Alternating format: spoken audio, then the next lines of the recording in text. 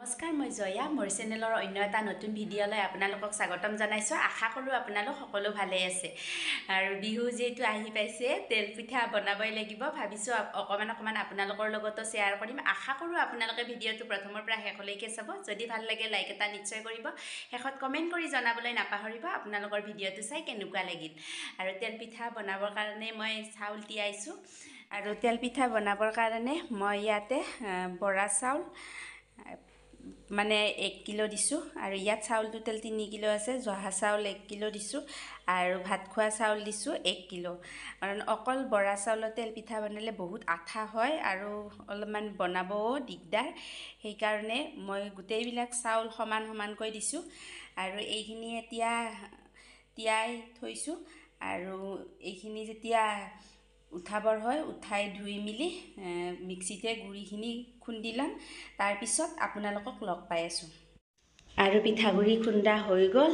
এইটো চৰিয়াৰে 1 চৰিয়া হৈছে, বহুতখিনি হৈ গ'ল। আৰু ইয়াত গুড় মিঠাই কাটি লৈছোঁ। আৰু এইখিনি পিঠাগুড়ি মই গোটেইখিনি নবনাওঁ, পিছত বনাম। আজি অলপ বনাই লওঁ। আৰু এয়া চৰিয়াটোত নিমখ দি লৈছোঁ অলপমান। আৰু এইখিনি পিঠাগুড়ি আধাও নল'ম, 1 অংশ লৈ ল'ম। আৰু এয়া চৰিয়াটোত মই লৈ লৈছোঁ।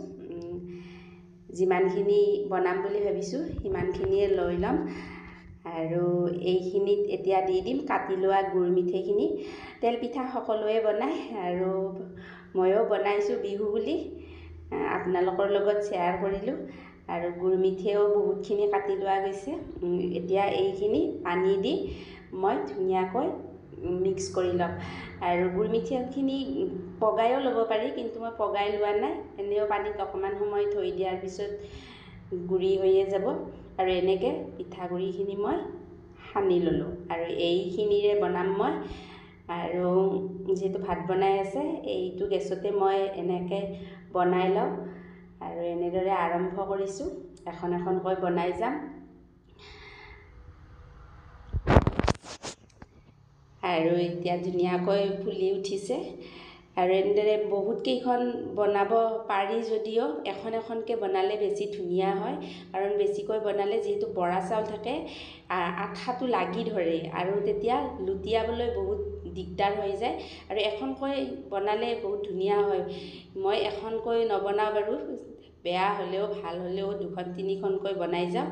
আৰু যি হয় হ'ব, খোৱা বস্তুৱে আৰু এনেকৈ এখন এখনকৈ বনাই থাকিলে বহুত সময় লাগে। আৰু এনেকৈ গোটেইখিনি মই বনাই লৈ আপোনালোকক লগ পাম বাৰু। আৰু এইবাৰ নেক্সটবাৰ বহাইছোঁ, গোটেইখিনি যিহেতু বনাব লাগিব। তথাপিতো 2খনমান বনোৱা আপোনালোকৰ লগত শ্বেয়াৰ কৰিলোঁ। আৰু এইবাৰ মই এখনেই বনাইছোঁ, 2-3খন বহাই দিয়া নাই। বহুত বেয়াকৈ লাগি ধৰে, গুচাব বহুত দিগদাৰ হয়। যিহেতু বৰা চাউল অলপ কমকৈ দিব লাগে, কিন্তু বৰা চাউল দিলে অলপমান ভাল লাগে খাই। আৰু মই বৰা, জহা আৰু ভাত খোৱা চাউল সমানে দি দিছোঁ। আৰু বহুতখিনি পিঠাগুড়ি হৈ গৈছে। আৰু এয়া মই এনেকৈ গোটেইখিনি বনাই লওঁ। আৰু এখন এখনকৈ বনালে যে মোৰ বহুত টাইম লাগিব। এখন এখনকৈ বনাব লাগিব।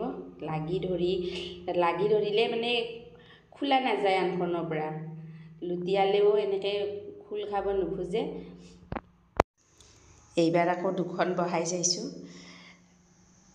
এয়া 2খন বনালে মানে এখন ভাল নহয়। এখনকৈ বনালে মানে ধুনীয়া হয়। আৰু 2খনকৈ বনালে এখন বেয়া হয়, এখন ভাল হয়।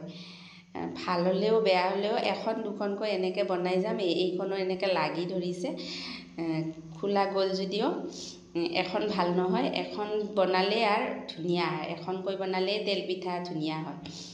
আৰু মোৰ এয়া গোটেইখিনি এতিয়া ভাজা হৈ গ'ল। এইখিনি ভাজা হৈ গ'ল। এতিয়া আৰু বাকীখিনি নবনাওঁ, পিছলৈ বনাই থাকিম লাহে লাহেকৈ। আৰু দেখিছে নহয়, ধুনীয়াকৈ ফুলি উঠে। আৰু বনাই ভাল লাগে, কিন্তু বহুত সময়ৰ প্ৰয়োজন হয়। এখন এখনকৈ বনাই থাকিলে বহুত সময় লাগে। একেই বৰা চাউলৰ পিঠা বনালে যেনেকুৱা, আৰু এয়া তেল পিঠা বনালেও সেই একেই, এখন এখনকৈ বনাই থাকিব লাগে। আৰু এনেকৈ পিঠা বনাই ভাল পাওঁ, কিন্তু বিহু টাইমত গোটেইখিনিয়ে বনোৱা যায়। আৰু এইখিনি হৈ গ'ল মোৰ বনোৱা, আৰু এনেও বনাব লাগিব যিহেতু আজি মাইনাৰ স্কুলৰ প্ৰগ্ৰাম আছে। গোটেইখিনি বস্তু অলপ অলপ বনাই ল'লোঁ, আৰু বিহুৰ ইমান দিন আগতে বস্তু মই নবনাওঁ। গতিকে কেনেকুৱা পালে ভিডিঅ'টো চাই জনাব। আজিৰ ভিডিঅ'টো ইমানতে